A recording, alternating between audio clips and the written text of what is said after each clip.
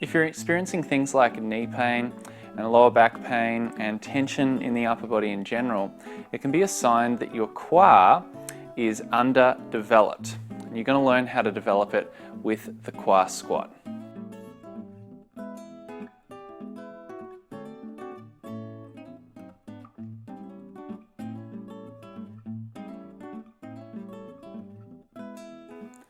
Okay, to perform the quad squat with high level of quality, I'd like you to ask yourself these 3 questions. How do I keep my weight centered on my feet? So centered between forward and back, in and out, left and right. How do I keep my weight centered on my feet? Second, how do I keep my pelvis level? How do I keep my spine upright and relaxed, all whilst performing a squat? The most important thing to establish when developing a quality quad squat is establishing connection. So that's what I'll take you through as we break down the quad squat piece by piece.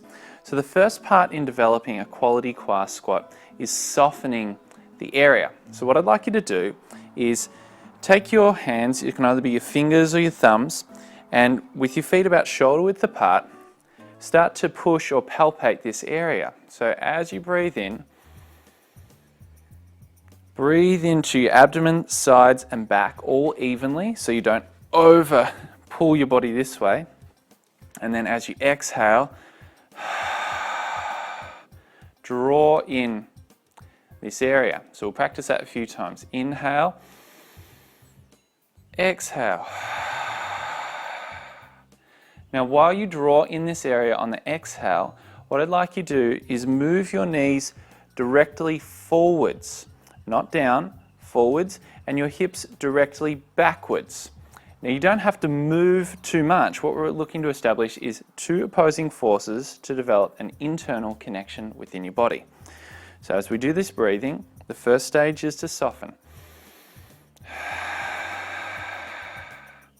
Now you should notice, if connected, that your body starts to just gently sink down. You should feel a greater sense of connection with the ground, and this area from the inside of the thighs, inside the crease of the hips, up into the lower back feels like it's connected together. So once you've established that connection, then we'll go to the next stage. The next stage is the sinking phase. So you've established that connection, and your head is lifted and your spine is relaxed, your pelvis is neutral and your weight is centered on your feet. We then start to sink. So continue that connection and allow the knees to draw forward and the hips to draw back, which will pull your structure downwards.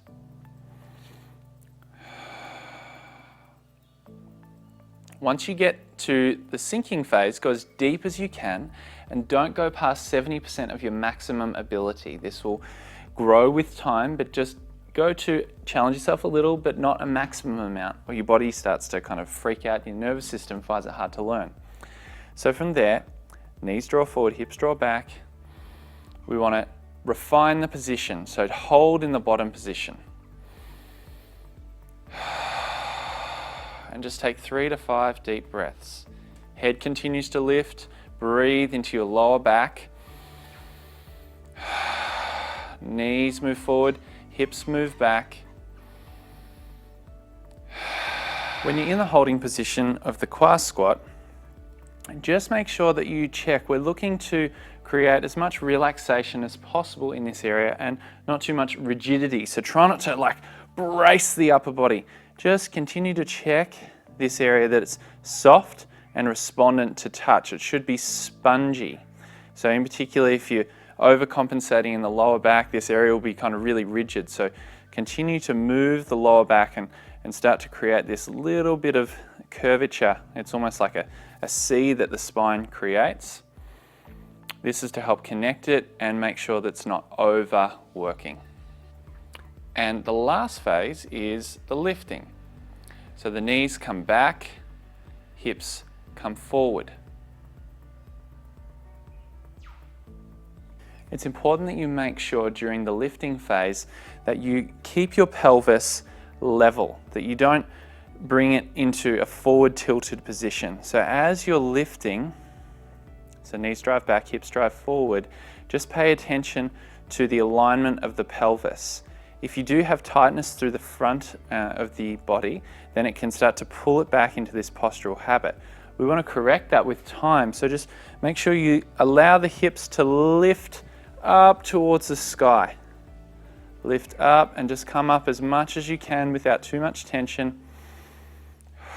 Take a breath, soften again as needed to perform the next rep, and continue for the designated time period.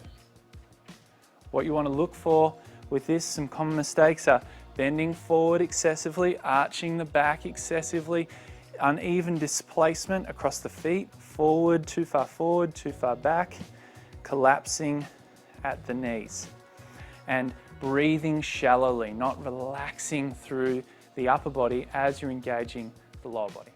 So to recap, we soften the area and connect with the qua. Very important. 1 millimeter of connection is worth a mile of disconnection. Then from here, sink, knees come forward, hips come back, hold and refine.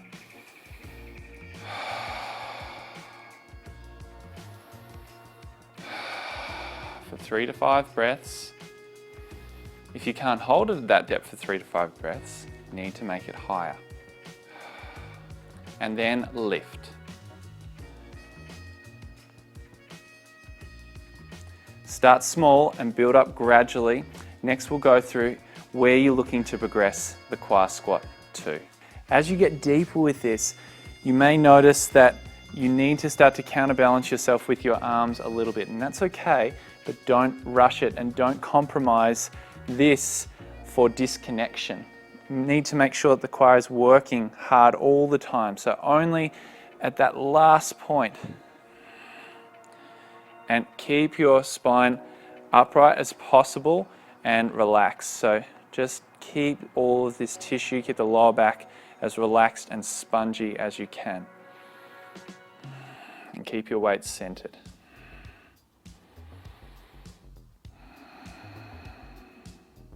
So lower back's really driving back to open up. Knees are driving forward to stabilize me out. The hips are sitting back to establish the connection. Shoulders are relaxed down. Head is lifted up. And that's where you're looking to progress the qua squat to. So if you keep all those points in mind and practice, build up gradually, then you really perform the qua squat with great quality and will support so many of your other practices, not to mention a relaxed and aligned spine.